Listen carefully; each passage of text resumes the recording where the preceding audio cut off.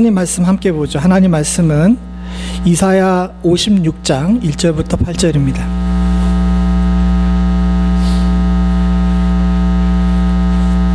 우리 이사야 56장 1절부터 8절 한 절씩 교독하겠습니다. 제가 먼저 1절 봅니다. 여호와께서 이와 같이 말씀하시기를 너희는 정의를 지키며 의를 행하라. 이는 나의 구원이 가까웠고 나의 공의가 나타날 것임이라 하셨도다. 손을 검하여 모든 악을 행하지 아니하느니 이와 같이 하는 사람, 이와 같이 굳게 잡는 사람은 복이 있느니라. 여호와께 연합한 이방인은 말하기를 여호와께서 나를 그의 백성 중에서 반드시 갈라내시리라 하지 말며 고자도 말하기를 나를 마른 나무라 하지 말라.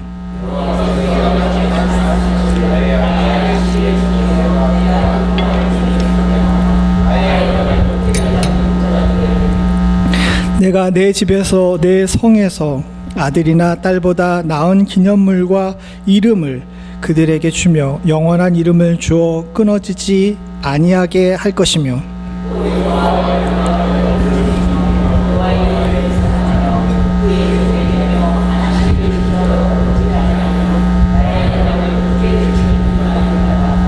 내가 곧 그들을 나의 성산으로 인도하여 기도하는 내 집에서 그들을 기쁘게 할 것이며 그들의 번제와 희생을 나의 제단에서 기꺼이 받게 되리니 이는 내 집은 만민이 기도하는 집이라 일컬음이 될 것임이라. 이스라엘의 쫓겨난 자를 모으시는 주 여호와가 말하노니 내가 이 모든 백성에 또 모아 그에게 속하게 하리라 하셨느니라. 아멘. 이사야 56장은 특별히 7절에 만민이 기도하는 집의 내용을 예수님께서 신약에 인용하셨기 때문에 굉장히 유명한 말씀입니다. 근데 쭉 읽어보시니까 계속 똑같은 말이 반복이 되죠. 이 반복이 되는데 그 중에 핵심이 뭐냐 하면 이겁니다. 안식일을 지키며 더럽히지 아니하며 그의 손을 금하여 모든 악을 행하지 아니하여야 하나니 이와 같이 하는 사람, 이와 같이 굳게 잡는 사람은 복이 있느니라 라고 말하죠. 사실 제가 핵심이라고 얘기하는데 신학적으로 볼 때나 이제 그 성경학적으로 볼 때는 이게 핵심이 아니에요. 그런데도 불구하고 이게 핵심으로 우리들에게 느껴지는 이유는 뭘까요?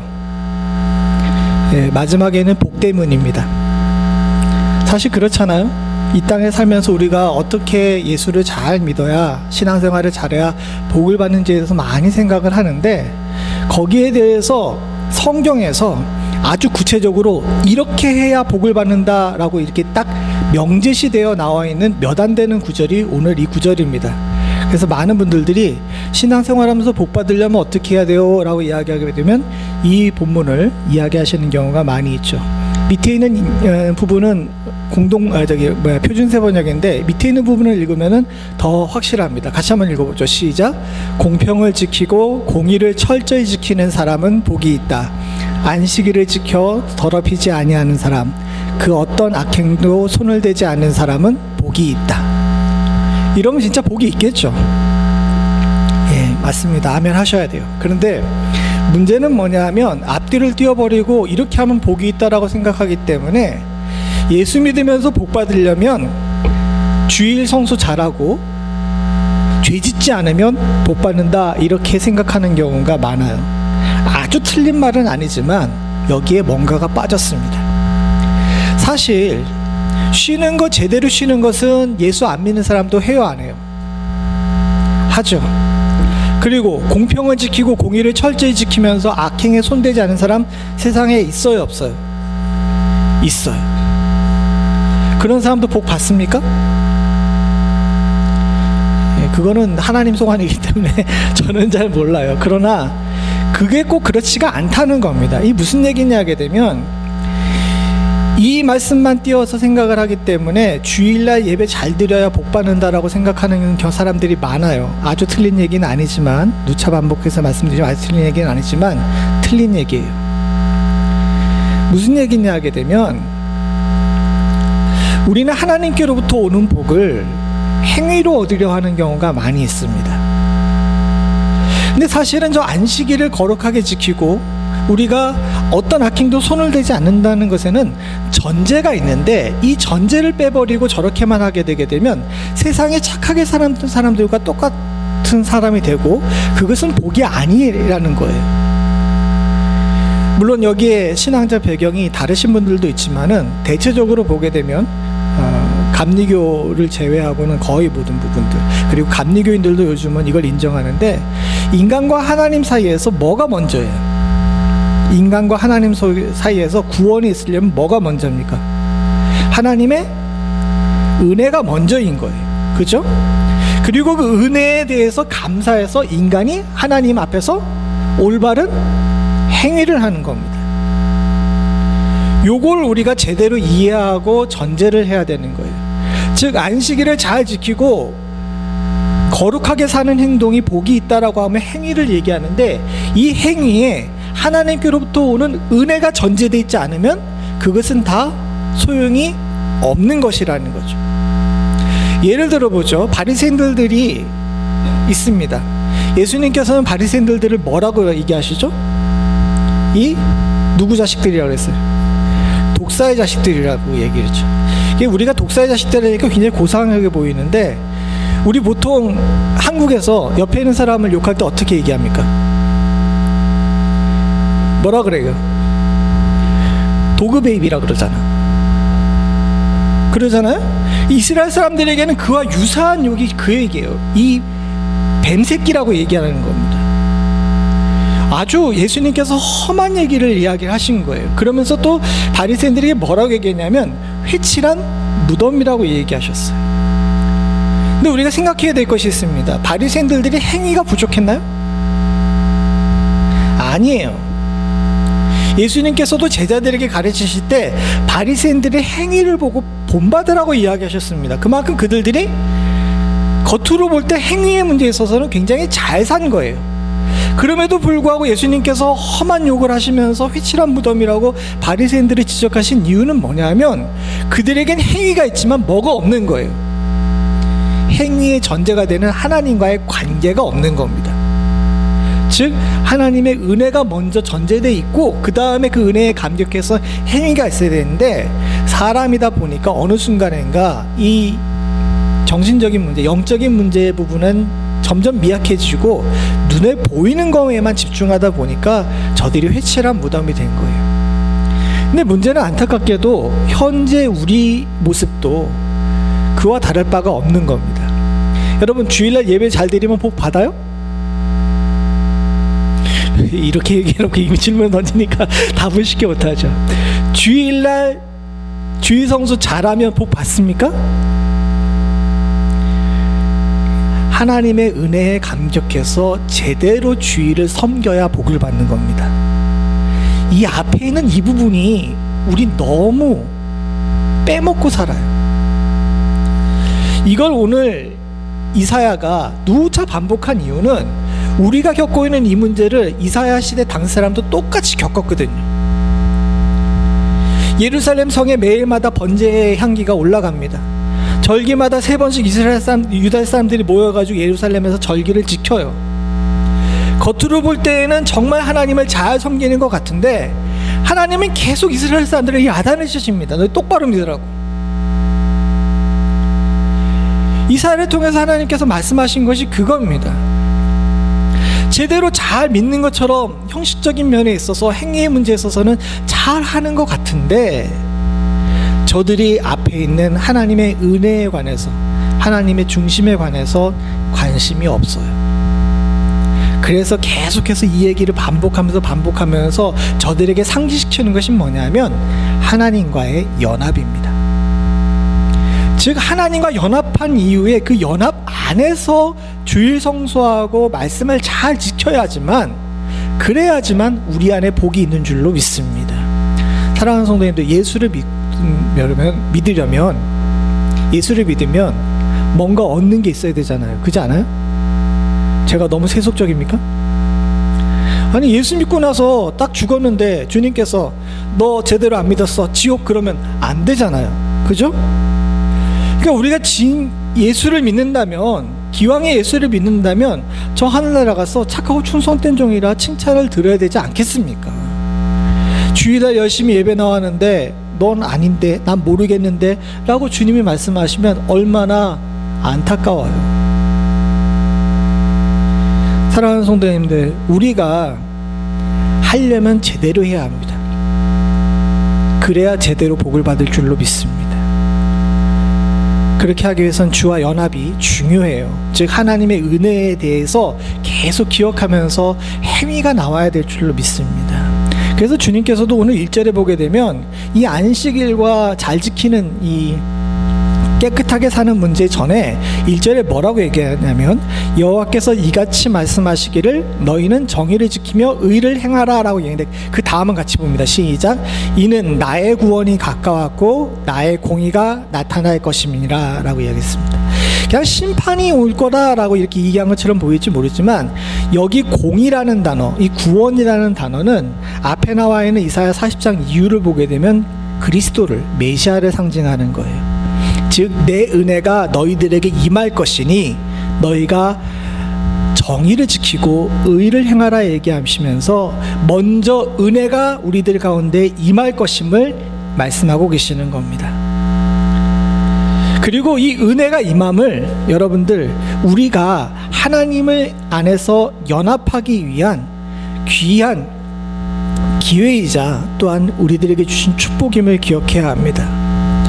사랑하는 성도님들, 다시 한번 반복해서 말씀드리지만 하나님과 연합하지 않고 뭔가를 행한다는 것은 헛수고예요. 주일날 식당보사 열심히 하고 설거지도 열심히 하고 주일학교 교사를 한다 할지라도 우리 교회는 지금 잠깐 쉬고 있지만 성가대를 하고 뭐 여러 가지 주일 봉사하고 심지어는 목사가 강대상에서 설교를 한다 할지라도 하나님의 은혜가 전제되어 있지 않으면 이 모든 것들이 다 헛수고입니다. 사랑하는 성도님들, 하나님의 은혜에 감격할 줄 알아야 예배가 예배다워지고 기도가 기도다워지고 봉사가 봉사다워지는 줄로 믿습니다. 그리고 이 은혜에 넘치는 은혜 안에 사는 것을 하나님과 연합이라고 오늘 성경은 이야기하고 있어요. 그럼 연합에 주님께서 말씀하시는 연합은 어떤 연합인가? 오늘 본문을 통해서 한번 살펴보려고 합니다. 제일 첫 번째는 뭐냐면 기도로 이루는 연합이에요. 오늘 본문의 5절과 7절에 보게 되면 한 가지 모티브 단어가 나옵니다. 그게 뭐냐면 집이에요. 집. 우리 한번 여기 성경을 봅시다.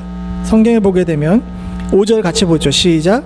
내가 내 집에서 내 성에서 아들이나 딸보다 나은 기념물을 그들에게 주며 영원한 이름을 주어 끊어지지 아니하게 할 것이며, 다음에 7절에 앞부분만 읽어보죠. 시작. 내가 곧 그들을 나의 성산으로 인도하여 기도하는 내 집에서 그들을 기쁘게 할 것이며, 여기까지만 읽어보죠. 여기 보니까 뭐라고 얘기합니까? 집과 성산이라는 얘기가 반복해서 나오죠. 근데 앞에 나와 있는 5절에 보게 되면 내 집에서 내 성 안에서 아들보다 나은 기념물과 이름을 준다고 얘기를 하고 있어요. 그리고 7절에서는 뭘 준다고 얘기합니까? 기쁨을 주게, 기쁘게 한다고 얘기하죠. 그리고 그게 마지막에 뭐라고 나오냐면 내 집을 일컬어서 만민을 기도하는 집이라 라고 얘기하고 있습니다. 이게 연결이 되어 있는 거예요. 우리가 먼저 앞에 나와 있는 이 화면을 보겠습니다. 이제 먼저 보게 되면 내 집에서 내 성 안에서 뭘 주겠다 그러는 거예요? 기념물과 이름을 주겠다 그러는 겁니다. 근데 이들은 이방인에 대한 이야기예요. 무슨 얘기냐 하게 되면 너희가 내 집 안에 들어오게 되면 너의 이름을 기념 비석 같은 데 새겨주겠다는 내용이에요. 사실 이 기념물과 이름을 그 히브리어로 얘기하게 되면 여기 밑에 뭐라고 써놨습니까? 야드바셴이라고 돼요. 야드바셴. 히브리어로 쓰려고 그랬는데 저 파워포인트로는 히브리어가 안 들어가요. 그래서 그냥 한글로 이렇게 썼습니다. 근데 야드바셴이라고 되어 있는데 정확하게 얘기해서는 야드바셴이에요. 그러니까 야드는 기념물이라는 뜻이고 바는 그리고라는 뜻이고 셴은 이름이라는 뜻이죠. 근데 야드바셴이라는 게 굉장히 유명한 단어입니다. 이스라엘의 예루살렘에 가게 되면 이런 건축물이 있어요. 이게 뭐냐면 유대인 홀로코스트 기념관이에요. 여기 이렇게 둥그렇게 되어 있는데 여기 사진들이 이렇게 붙어 있는 겁니다. 희생자들의 사진이 이렇게 붙어 있고 원통형으로 돼 있어 가지고 천정을 보게 되면 이렇게 그 희생자들의 모양이 이렇게 굴뚝 안에 있는 것처럼 이렇게 되어 있고, 저 밑에 나와 있는 이 부분을 보게 되면 이 사람들이 그렇게 가고 싶어 했던 지중해가 보여요. 저걸 야드바셴이라고 이야기합니다. 기념물이라고 이야기하죠. 근데 보세요. 오늘 본문에 보게 되면 주님께서 이 이사야 56장에서 얘기하는 야드바셴은 무엇을 기념하는 기념물입니까? 7절과 연관해서 보게 되면 7절에 뭐라고 나와 있어요? 7절에 기쁨을 누리겠다라고 이야기하죠. 하나님께서는 하나님의 집이 기쁨을 기념하는 집이 되기를 원하신 거예요. 근데 이스라엘 사람들은, 지금 현재 이스라엘 사람들은 뭘 기념하는 기념물로 세운 겁니까? 죽음을 기념하는 기념물로 세웠거든요. 그래가지고 이 성경학자들이 이 이름 잘못 졌다고 되게 비판을 많이 해요. 근데 우리가 분명히 기억해야 될 것이 있습니다. 제가 지금 여러분들이 기억을 오래 하시라고 저 그림을 보여드렸는데 저거는 지금 잠깐 잊어버리고 잘 생각해 봅시다. 주님께서 우리를 하나님의 집인 교회로 부르셨어요. 근데 교회로 부르시는 이유가 뭡니까? 이곳에서 울라고요? 싸우라고요? 이곳에서 서로 이렇게 일주일 동안 잘 살았어 하고 얼굴 보라고요? 주님께서는 주님의 자녀들이 이 집에, 이 하나님의 이름을 두신 곳에 부르신 이유는 기쁨을 누리게 하기 위해서입니다. 기쁨으로 하나님께서 구원받을 자의 이름을 새겨놓은 곳에 너희 이름이 있는 것을 확인하게끔 하시기 위해서 우리를 부르신 줄로 믿습니다. 이게 굉장히 중요한 거예요. 그리고 그 기쁨을 확인하고 그 이름을 확인하는 방법이 뭐냐? 뭐라 그래요? 기도예요. 그래서 교회에서 맨날 목회자가 기도하라고 하는 이유는 여러분 다른 게 있는 것이 아닙니다. 여러분들이 하나님 안에서 기쁨의 사람이고 하나님께서 기뻐하시는 존재라는 것을 기도로 확인해 보라는 거예요. 그것이 성경에서 우리에게 항상 기뻐하며 쉬지 말고 기도하라 그러신 그 이유가 거기 있는 겁니다. 우리 나오는 거 있잖아요. 항상 기뻐하라, 쉬지 말고 기도하라, 범사에 감사하라고 나와 있는데 이 세 가지가 그냥 나온 것이 아니라 세 가지 모두가 다 연결이 되어 있는 거예요. 즉 기쁨과 감사는 기도와 연결이 되어 있는 겁니다. 기도하지 않는 사람은 기쁨이 없어요. 왜? 기도하지 않는 사람은 하나님께서 나를 구원하셨다는 기쁨, 그것을 기억할 수 없기 때문입니다. 그래서 17세기에 아주 유명한 프랑스의 성녀라고 불리는 잔느 귀용이라는 사람이 이런 얘기를 했어요. 같이 한번 읽어보죠. 시작. 기도는 필요를 위한 도구가 아니고 교제를 위한 수단도 아니며 오직 하나님과 연합을 위한 거룩한 준비 과정이다. 이게 굉장히 중요한 이야기입니다. 우리는 기도가 하나님과의 교제라고만 이야기를 하는 경우가 많아요. 그런데 사랑하는 성도님들, 더 본질적으로는 하나님과 연합을 위한 준비 과정이에요. 그리고 이것은 기쁨을 동반한 준비 과정인 줄로 믿습니다. 기도하지 않은 사람은 하나님과의 연합이 없고요. 그런 사람은 하나님의 사람이 아니라는 거예요. 어디서든 여러분들 기도하실 수 있는 은혜가 있기를 소원합니다. 적어도 우리 하루에 3번은 기도하잖아요. 언제 기도해요? 밥 먹을 때라도 기도하잖아요. 하셔야 돼요. 거기에 더해서 2번 더 늘리면 일어나서 기도하고 잠들기 전에 기도하고, 그거보다 더 늘리면 여러분 화장실 갈 때라도 한 번씩 기도하시고, 그러다 더 늘리면 숨 쉬는 것처럼 기도하실 수 있는 은혜가 있기를 소원합니다. 그러면 하나님이 여러분 안에, 여러분이 하나님 안에 있음을 매 순간 느끼며 살 수 있는 줄로 믿습니다. 두 번째로 이야기하는 연합은 안식일을 통한 연합이에요. 안식일로 이루는 연합. 오늘 본문에 계속해서 반복하는데 안식일을 지켜 더럽히지 않는다라는 이야기가 나옵니다. 여러분, 안식일을 지켜 더럽히지 않는다는 것이 무슨 뜻일까요? 안식일을 더럽히려면 어떻게 더럽혀요?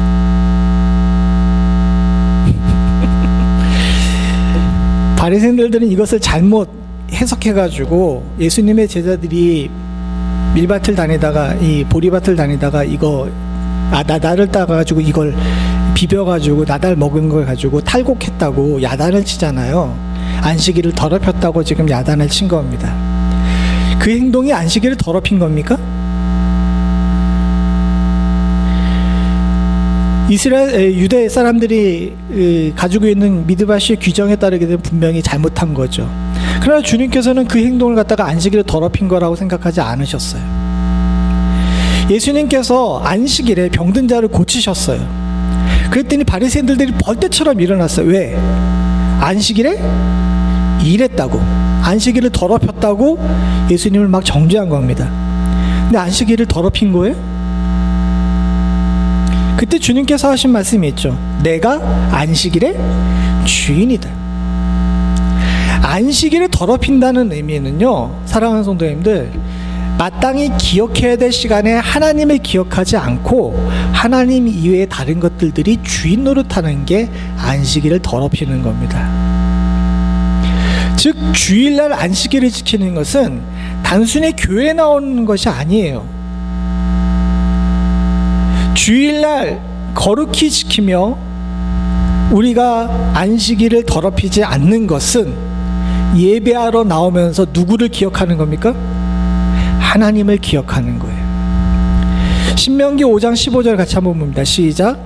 너는 기억하라. 내가 애굽 땅에서 종이 되었더니 내 하나님 여호와가 강한 손과 편팔로 거기서 너를 인도하여 내셨나니 그러므로 내 하나님 여호와가 내게 명령하여 안식일을 지키라 하였느니라.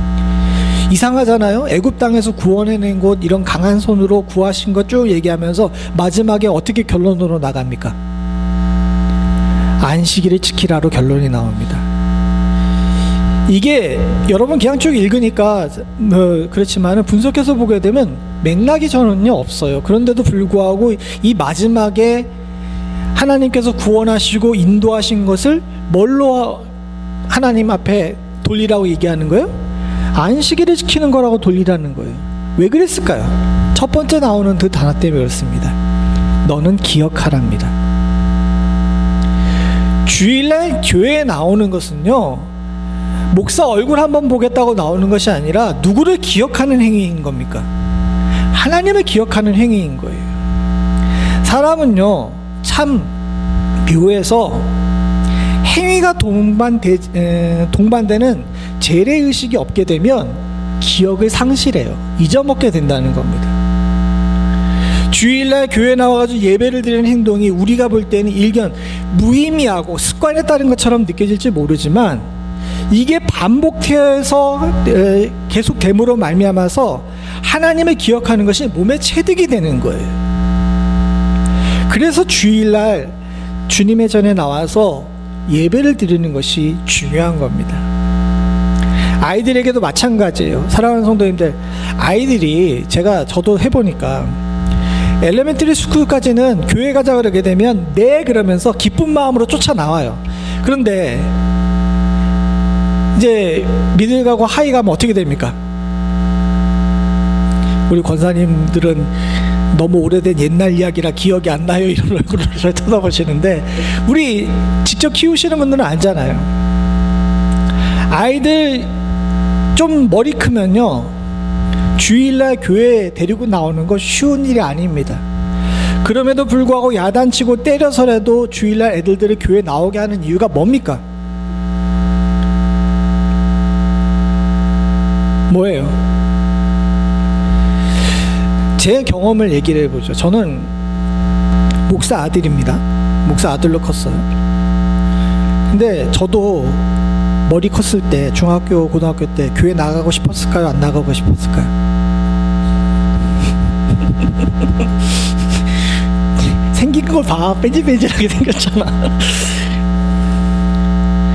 교회 사택에 살았는데도 불구하고 거기 문 밖에 나가가지고 예배 드리는 게 너무 싫은 거예요. 근데 아버지한테는 차마 얘기할 수가 없어요. 아버지한테 아버지 교회 나가기 싫어요. 그럼 어떻게 됩니까? 바로 맞거든요. 그래서 항상 이 불평에 대해서는 어머니에게 얘기하죠. 어머니에게 얘기하시는데 참 우리 어머니가 지혜로우셨던 게 가만히 앉혀놓고 이야기를 하십니다. 보통 그 당시 목사님들이 뭐라고 얘기하냐면, 저 같은 이제 자녀들이 많았을 거 아니야. 그러게 되면, 야, 너 목사들이 돼가지고 교회 안 나가면 아빠가 얼굴 어떻게 들고 다니니? 이렇게 얘기하는 게 보통이었거든요. 그렇지 않습니까? 장로 아들, 뭐 권사님 아들로 아들 딸로 키우신 분들은 알겠지만은, 그렇게 안 가겠다고 이야기하면, 야, 네가 교회 안 나오면 내가 어떻게 얼굴 들고 교회 가냐, 이런 식으로 얘기를 하잖아요. 근데 그때 어머니는 그렇게 얘기를 하지 않으셨어요. 내가 교회 나가고 싶지 않다 그러면 내가 너 마음은 충분히 이해한다. 근데 하나님이 기뻐하실까? 이렇게 얘기를 하셨어요. 중학교 때는 그게 무슨 얘기인지 잘 이해가 안 가고, 너무 슬픈 얼굴 하고 있는 어머니의 얼굴 때문에 주섬주섬 일어나서 교회를 갔는데, 시간이 지나고 나가지고 그 얘기가 아버지 얼굴 때문에 교회 나가는 것보다 훨씬 더 무서운 얘기라는 것을 뒤늦게 깨닫게 됐어요. 그리고 곰곰이 잘 생각해 보니까, 나이 먹은 다음에 때로 흔들리고 어려울 때라도, 야, 하나님께서 날 지켜보고 계시는데 주님 얼굴 보러 가야지 라는 마음이 주일마다 생기는 이 마음이 제 안에 있게 되더라고요. 우리의 자녀들도 마찬가지입니다. 자녀들 대학 보내게 되면 다들 교회 떠난다고 걱정하죠. 여러분, 물론 그 걱정이 잘못된 거 아닙니다. 부모에게 있어서는 평생 그들을 위해 기도해야 될 책임이 있겠죠. 그러나 사랑하는 성도님들, 여러분들이 때려서라도 억지로라도 끌고 주일날 교회에 나와서 하나님을 기억하게 만드는 법을 훈련시키셨다면, 언젠가 그들이 인생의 벽을 만났을 때 하나님 찾을 수 있는 능력을 잃어버리지 않을 줄로 믿습니다. 주님께서는 지금 그것을 신명기 5장 15절에 이스라엘 백성들에게 이야기하시는 거예요. 이스라엘 백성들도 하나님 자꾸 잊어버렸습니다. 그럼에도 불구하고 그들이 긍휼 가운데 다시 회복하고 다시 회복할 수 있었던 것은, 저들이 어린 시절에 훈련받았던 대로 하나님 찾는 법을 놓치지 않았기 때문인 줄로 믿습니다. 그리고 또한 안식일을 흠없이 지켜야 되는 이유는 뭐냐면, 하나님의 기억함과 동시에 우리가 새 힘을 얻기 위해서 그래요. 오늘 교동문에도 읽었지만 이사야 40장 28절서부터 31절에 보게 되면 긴 내용이 나옵니다. 근데 그 중에 31절만 같이 보죠. 시작. 오직 여호와를 앙망하는 자는 새 힘을 얻으리니 독수리가 날개치며 올라간 같을 것이요 박음질하여도 곤비하지 아니하겠고 걸어가도 피곤하지 아니하리로다. 좀 시간이 지났지만 한국에 작년에 아주 유행했던 단어가 있습니다. 그 한 드라마에 나왔던 단어인데, 그 단어는 평상시 잘 안 쓰는 단어인데 갑자기 이 단어가 왜 검색어에 뜨나 해가지고 찾아봤더니 드라마에 나와가지고 검색어에 떴더라고요. 여러분, 추앙 혹시 아시나요? 추앙이라는 단어를 이게 드라마의 대사로 썼다가 이게 굉장히 유행을 했어요. 근데 이 추앙이라는 단어가 무슨 뜻입니까? 추앙이라는 단어가 무슨 뜻이에요? 예? 국어사전적 의미로는 누군가를 바라보며 추구한다라는 뜻입니다. 근데 이 단어가 악망이라는 단어랑 거의 똑같은 단어예요. 근데 이 악망이라는 단어, 여호와를 악망한다는 단어를 우리식으로 편안하게 생각을 하게 되면 하나님을 기억한다는 뜻입니다. 그러면 이제 신명기 5장 15절과 연관이 되겠죠. 그죠? 즉 하나님을 기억하면서 주일을 지키는 자들, 안식일을 지키는 자들에게 하나님께서 뭘 주시겠다고 얘기하신 거예요? 새 힘을 주시겠다고 얘기한 겁니다. 그래서 안식일을 하나님을 기억하며 지키는 것이 중요한 거예요. 주일날 그냥 와가지고 1시간 예배 드리는 것으로 끝나는 것이 아니라, 이 시간이 여러분들에게 세상을 살아나갈 수 있는 새 힘을 얻는 귀하고 복된 시간인 줄로 믿습니다. 그것이 하나님께서 안식일을 우리들에게 기억시키는 이유시고, 이것을 통해서 저 새 힘 얻음으로 말미암아 하나님과의 연합함이 우리 가운데 있게 되는 거예요.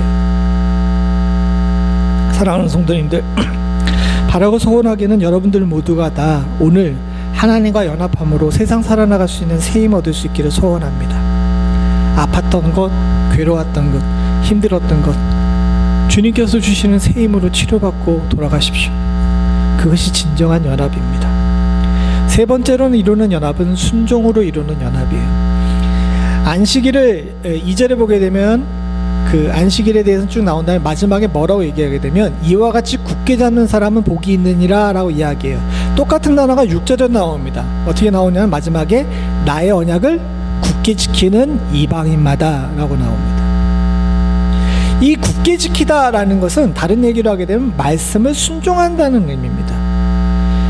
이게 중요해요. 사랑하는 성도님들, 하나님과의 연합은요 같이 걷는다는 의미고 같은 목표를 바라본다는 겁니다.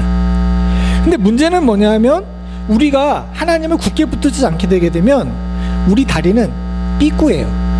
이 삐꾸라는 단어 아십니까? 서울 사투리인데 똑바르지 못하다는 이야기예요. 삐뚤빼뚤하게 걷는다는 거죠. 주님을 놓치게 되게 되면요 목적지를 상실하고 엉망으로 걷게 됩니다. 그러니까 여기도 얘기하지만 굳게 잡는 것이 중요한 거예요. 이게 순종이에요.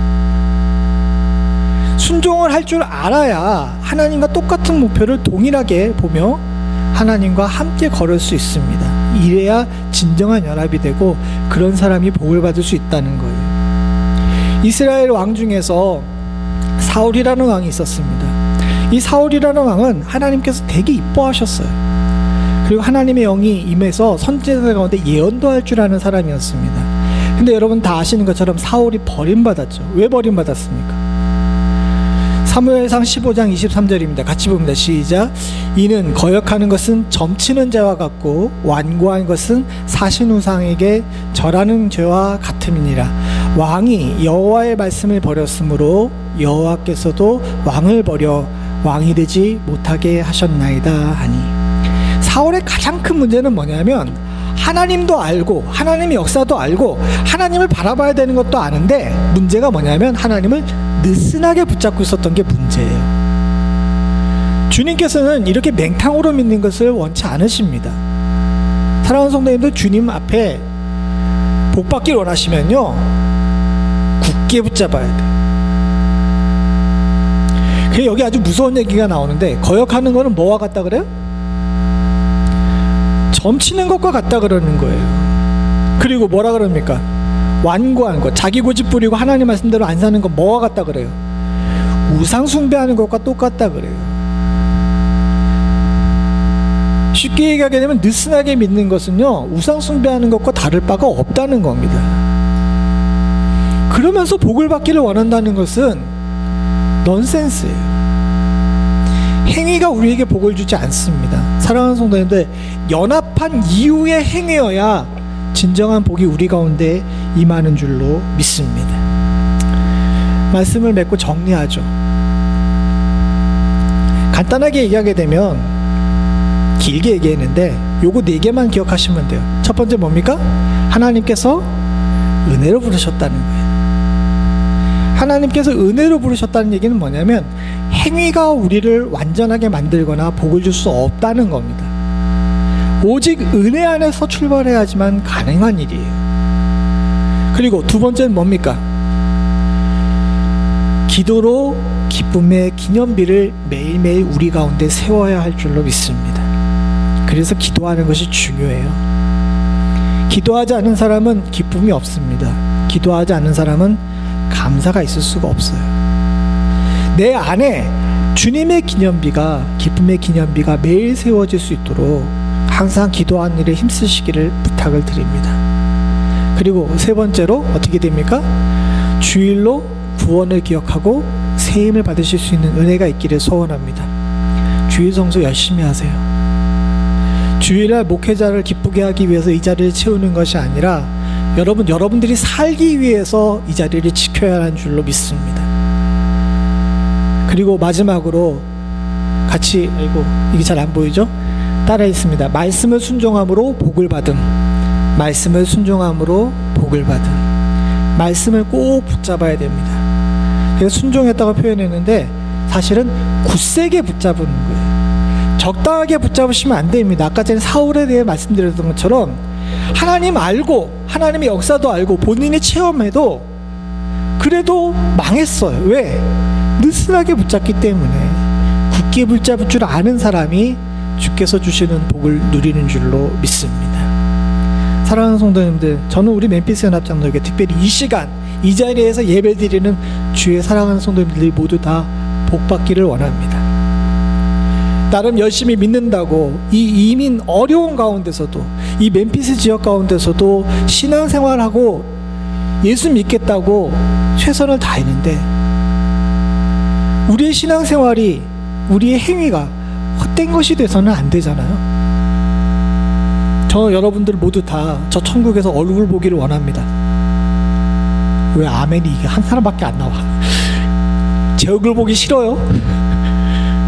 다 천국에서 얼굴 보실 수 있기를 소원합니다. 그를 위해서는 여러분들의 수고와 헌신과 여러분들의 행위가 진정 의미 있기 위해서 하나님과 연합하는 일, 정말 근본적인 일에 힘쓸 줄 아는 지혜가 있기를 간절히 소원합니다.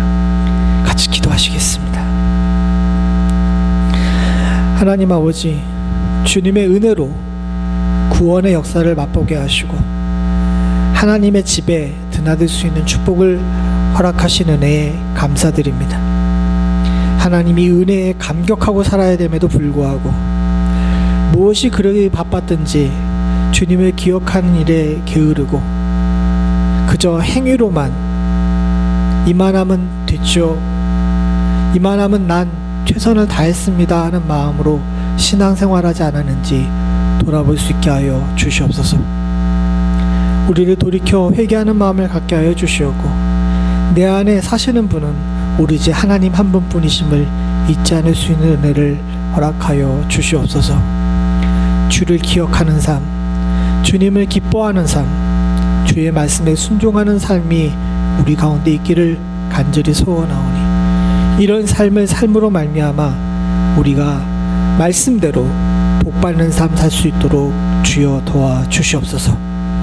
주께서 사랑하는 성도들을 복 주실 줄로 믿사오고 이들의 마음 가운데 영원히 무너지지 않는 기쁨의 기념비를 세워주시는 줄로 믿고 모든 말씀 예수님의 이름으로 간절히 기도드리옵나이다.